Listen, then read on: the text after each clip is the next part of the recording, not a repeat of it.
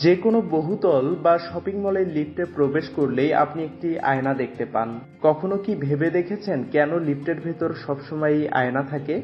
মানুষ প্রায়ই নিজেকে পরীক্ষা করেন, চুল ও জামা কাপড় ঠিক করেন অথবা লিফটে তাদের মেকআপ ঠিক করেন। কিন্তু লিফটে কি আয়না রাখার এটাই একমাত্র উদ্দেশ্য?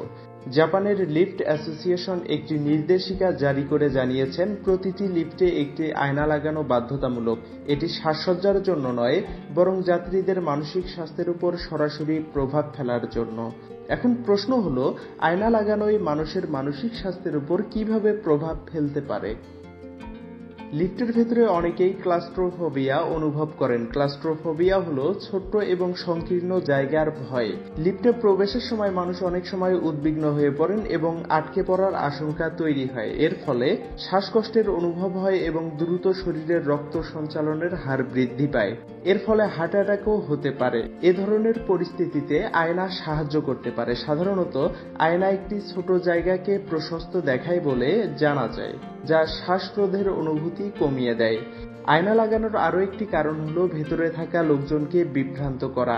সাধারণত বহুতল ভবনে লিফট স্থাপন করা হয়, যার অর্থ হলো লিফটে চড়ে গন্তব্যে পৌঁছাতে অনেক বেশি সময় ব্যয় হয়।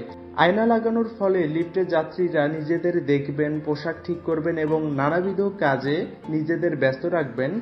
এর ফলে ছোট জায়গায় মনকে ব্যস্ত রাখা সহজ হয়, সময়ও কেটে যায় দ্রুতই। আপনারা দেখছেন গল্পটা।